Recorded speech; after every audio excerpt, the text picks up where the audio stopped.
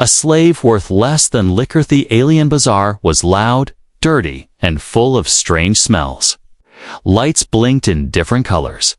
Creatures from many planets walked, shouted, and traded goods. Some sold machines, others sold food, but a few sold slaves. In the middle of the crowd, a large alien trader stood on a platform. He had green skin, 4 arms, and sharp yellow teeth. He grabbed a thin girl by her arm and pulled her forward. "Next one," he shouted. "1 bottle of liquor.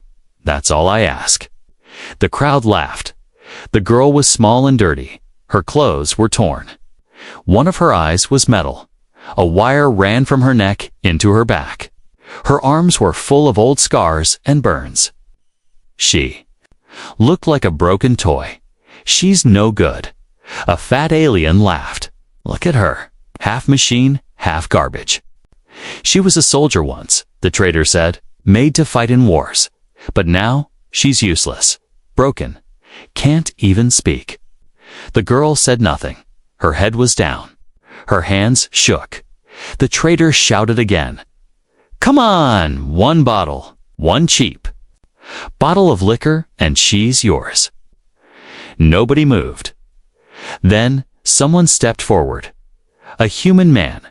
He wore a dark jacket and a travel bag. His face was calm, but his eyes were sharp. He looked at the girl. Then he looked at the trader. "1 bottle. Huh?" he asked. The trader laughed. "She's not worth more than that." The human opened his bag and took out a glass bottle. He held it up. The crowd leaned closer. "Real Earth whiskey," the man said. The trader's eyes went wide. "Deal." The human stepped up and handed the bottle. Then he looked at the girl. "What's her name?" he asked. The trader shrugged. "No name. Doesn't talk. Don't know if she even remembers who she is." The man looked at the girl gently. "Let's go." The girl didn't move. She looked confused, like she couldn't believe what just happened. The trader laughed again. "She's slow, too. You'll regret this." The human didn't reply. He just took her hand and led her away. As they walked through the crowd, some aliens laughed, some whispered, others stared. But the human didn't care. He kept walking until they reached a small, old spaceship. He helped the girl step inside. The ship's doors closed behind them. Inside, it was quiet. Safe, the girl sat on the floor, still shaking. The human knelt beside her. "I'm not here to hurt you," he said softly. "You're safe now." She didn't answer. "I don't care what they did to you," he said. "You're not garbage. You're not broken." She looked up slowly. One of her eyes was red and glowing. A machine. He smiled. "They couldn't see your worth, but I can." Her lips moved. A whisper came out. "Why?" "Because I'm human," he said, "and we don't leave people behind." For a long time, she said nothing. Then, her body relaxed. Her head dropped to his shoulder. He let her rest. Outside, the stars shone bright. The ship moved quietly through space, but deep inside, something had changed. The girl was not just a slave anymore. She was free, and someone had finally seen her true worth. The girl woke up to silence. No chains, no shouting, no pain, just silence. And stars outside a small, round window. She sat up quickly, breathing hard. Her hands moved to her neck. No collar, no wires pulling her. Her heart pounded. Was this a trick? The room was small, metal, and clean. A soft light came from the ceiling. The hum of an engine filled the background. Then she heard footsteps. The human entered the room, holding a steaming cup. "You're awake," he said softly. She pushed herself back into the corner, eyes wide. Her metal hand sparked slightly. A defense system. "I'm not your enemy," he said. "You're on my ship. Safe." She didn't speak, just watched him like a trapped animal. He placed the cup near her. It's just tea. No poison, no tricks. She slowly looked at the cup, then back at him. I'm Jack, the human said. You don't have to talk, but you should know. No one will hurt you here. She stared at him for a long moment. Then finally, she spoke. Voice cracked. Dry double quotes. Why ? Me. Jack sat down across from her. Because they said you were broken. He answered, and I don't believe that. Her eyes glowed faintly blue and red. One natural, one machine. They said I was a weapon, she whispered. Then they threw me away. Jack nodded. That's what they do, till someone sees the truth. There was a long silence. Then her voice, barely a whisper. I don't remember my name. Jack didn't flinch. That's okay. Names. Come later. You're free now. Her mechanical fingers twitched, as if remembering pain. Flashes hit her mind. Cold steel rooms. Screaming voices. Orders shouted. Fights. Blood. Then silence. She grabbed her head and groaned. Jack moved forward, but didn't touch her. You're remembering, he said gently. It'll hurt, but it means your mind's healing. She looked up, angry and scared. I was not made to live. I was made to kill. Jack shook his head slowly. You were made to survive, and you did. Tears filled her one human eye. She wiped them with her metal hand and stared at it. I hate this, she said. Jack reached into his pocket and pulled out a small, cracked mirror. He handed it to her. She looked at her face, half human, half machine. Scars, wires, one glowing. I look like a monster. No, Jack said firmly. You look like someone who fought and didn't die. She looked at him, confused. No one had ever said words like that to her before. Jack stood. Come with me. I want to show you something. He led her to the control room. The stars outside were beautiful millions of tiny lights across the dark. That one, Jack pointed, is Earth. My home. She stared in silence. Jack continued. On Earth, we have a saying. Even the most broken tree can grow again. It finds the sun. She tilted her head. Is that why you saved me? Jack smiled slightly. No. I saved you because you looked at me like a person, not a machine. Even when you were afraid. Suddenly, an alarm beeped. The ship's screen blinked red. Incoming signal detected. She turned to the screen. Her face went pale. They're coming, she whispered. The ones who owned me. They always find me. Jack's face stayed calm. Then we'll be ready. She looked at him really. Looked at him for the first time. You're not like the others. Jack gave a half smile. I'm human. That means I'm stubborn. Cliffhanger. The screen flashed again, this time with a voice. Return the asset, or your ship will be destroyed. She stared at the screen, then, slowly, stood up. She turned to Jack. Her voice was stronger now. Then, let them come. She stood still, eyes fixed on the blinking red screen. Return the asset, or your ship will be destroyed. That voice, cold, sharp, and full of control. The same voice that had once given her orders. The same voice that called her it. But this time, she wasn't obeying. Jack didn't move. He watched her carefully. Her fists were tight, her back straight. Something inside her had changed. I know that ship, she whispered. It belongs to the Ghost Division. Jack raised an eyebrow. Ghost Division. They make people into weapons, she said. Like me. Jack crossed his arms. Well, then I guess they've got a problem. Because I don't return people. I protect them. Outside, the enemy ship grew larger.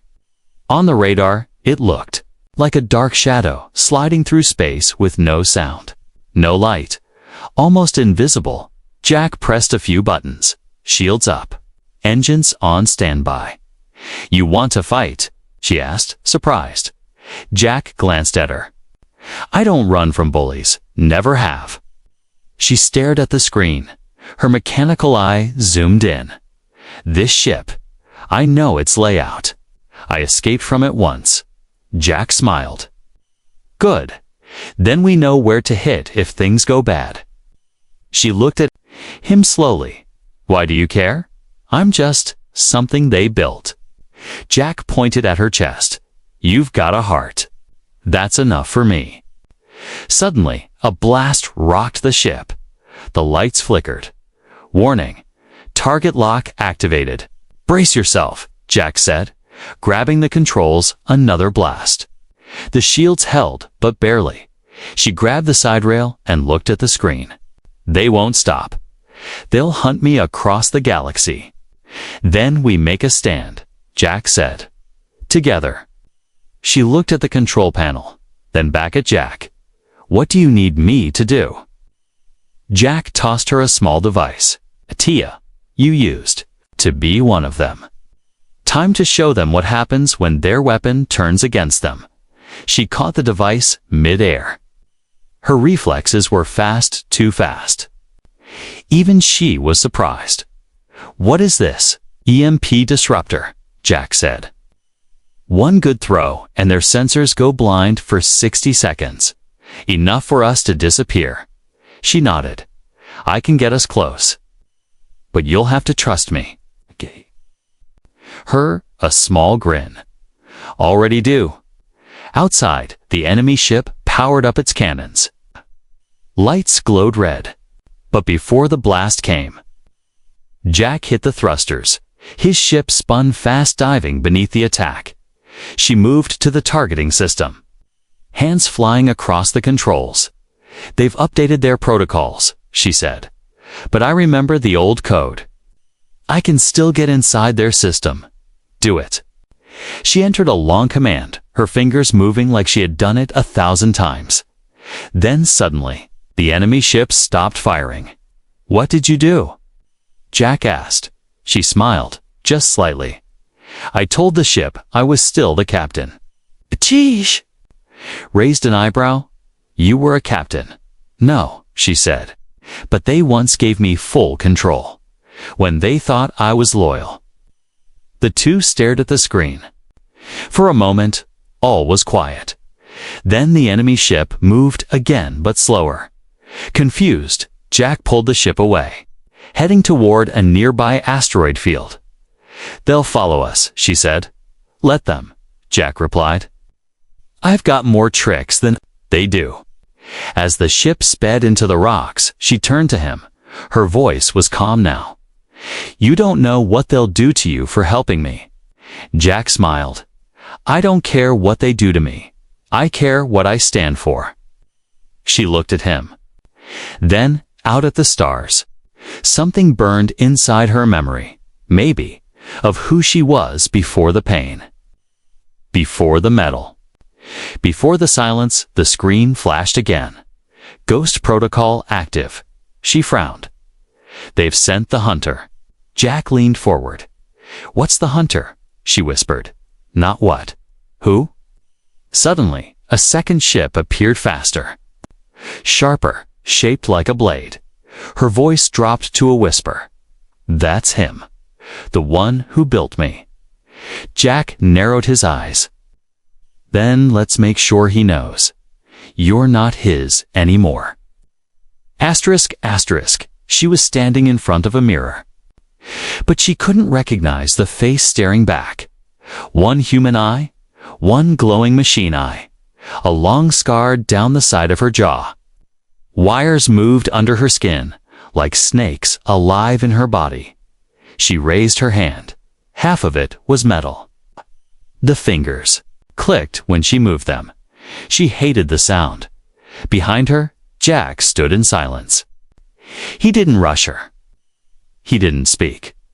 Finally, she said in a low voice, "I don't want this body anymore." Jack walked over and stood beside her. "I know," he said. "I didn't choose this."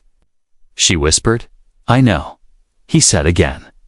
She turned to him, angry now. You say you know, but you don't feel it. Every time I look at myself, I remember what they made me do. Jack looked her straight in the eye. No, I don't feel what you feel, he said. But I've seen pain, and I've seen people come back from it. You're not just what they built, you're what you become. She looked away, her metal hand gripping the edge of the sink. The metal creaked. A silence fell. Then Jack said, "There's someone I want you to meet." The ship landed on a small, quiet planet. It had no cities, no soldiers, no traders.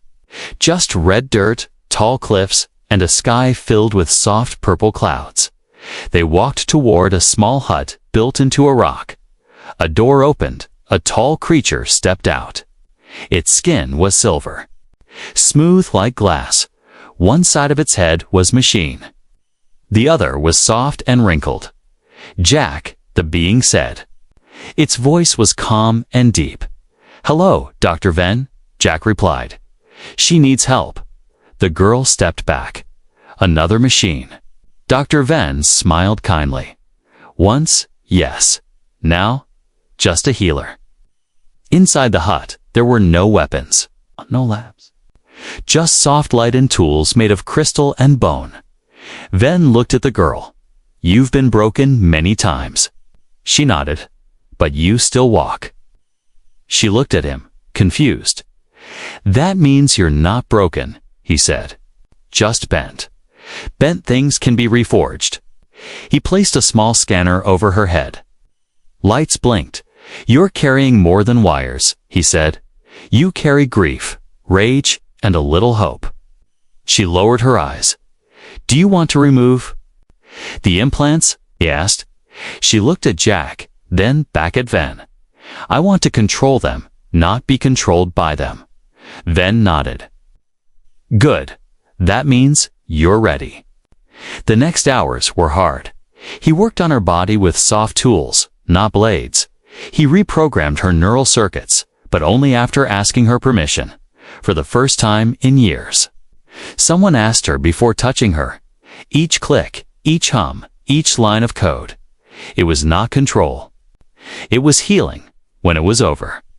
She stood up, her limbs felt lighter, her fingers longer clicked, her breathing was steady. She looked at her reflection in a polished glass plate. Still part machine, still scarred, but standing taller now. Shoulders.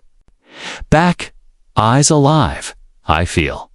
"Awake," she said. Jack smiled. "Told you, not broken." Suddenly, an alarm beeped from his wrist device.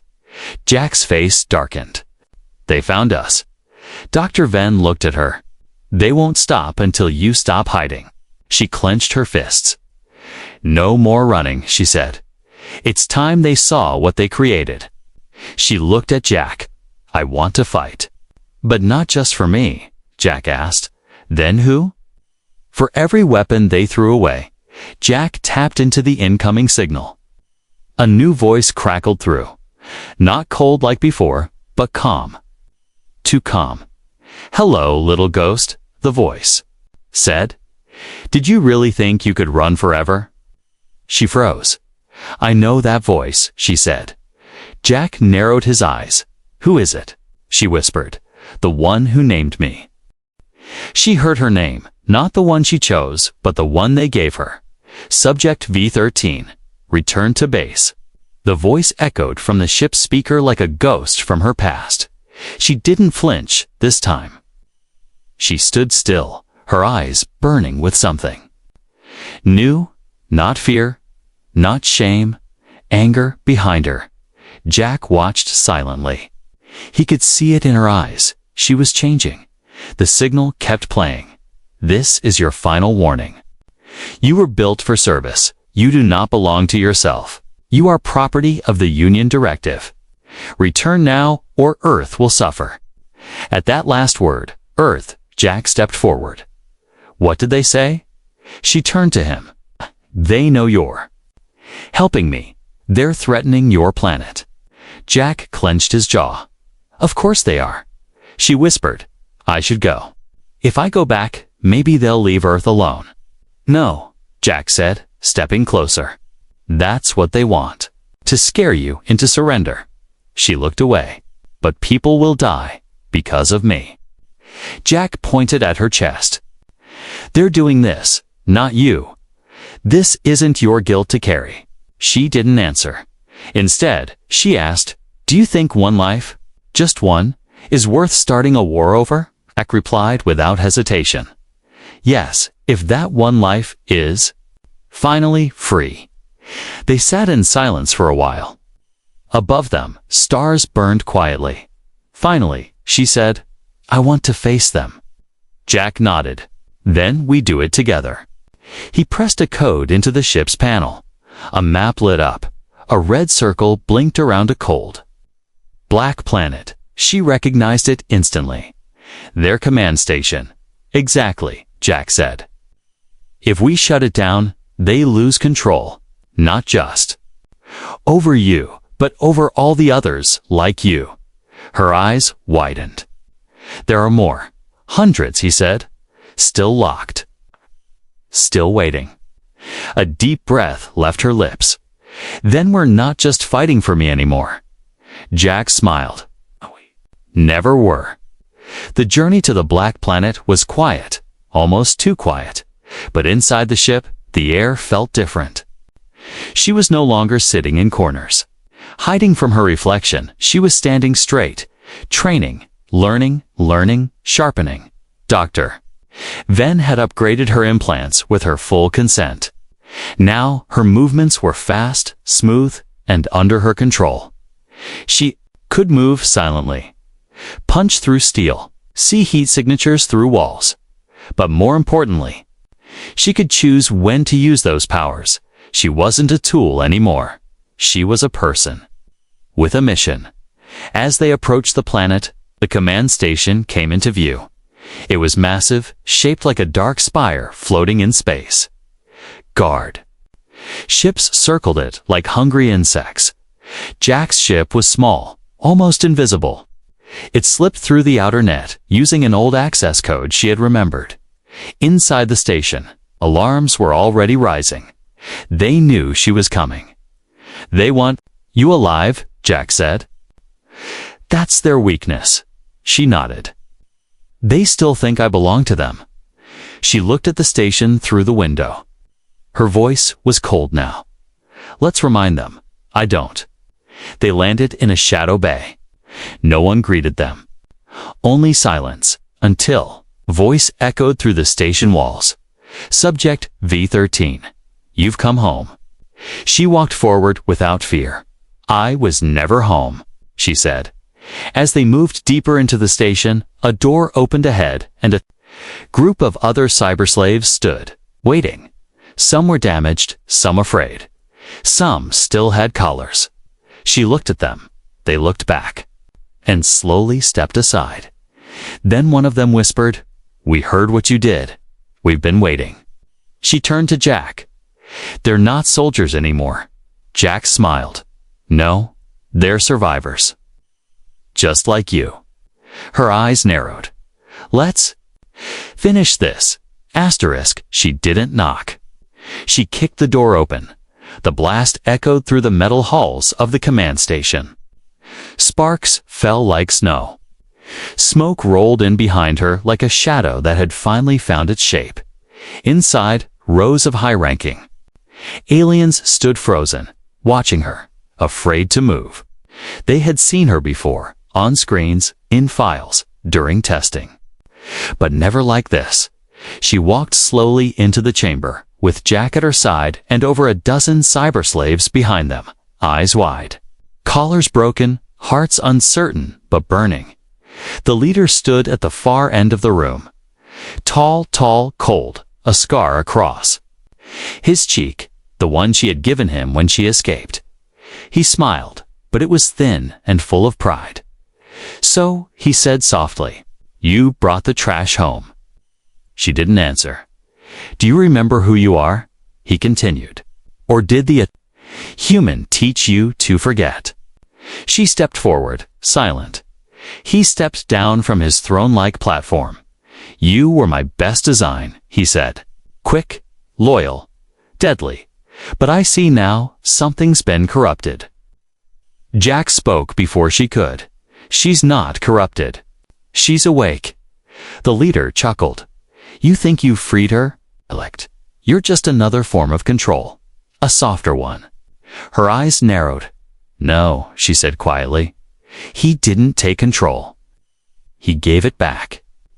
The leader's smile faded. She raised her hand, her metal fingers glowing with a soft blue light. New code ran through her now. Her code, her rules. "Your weapons are waking up," she said, "and they're angry." Suddenly, alarms blared. From every corridor, more cyberslaves emerged. Hundreds, some limping, some fully armed. Some still unsure, but all moving with purpose. They weren't shouting, they weren't cheering, but the silence was louder than any war cry. It was the silence of machines turning on their makers. Jack turned to her. "You started this." She shook her head. "We did." The leader panicked. He hit a button on his wrist. The collars on the slaves began to blink red. Fail-safe mode. Instant shutdown. Pain signals. Obedience protocol. But nothing happened. She smiled. "I rewrote your chains." She raised her arm, and the blinking lights stopped. One by one, the collars fell off. Metal hit the floor like rain. The leader roared. In rage, "You're nothing without us. You don't even have a name." She stepped closer. "You're right," she said.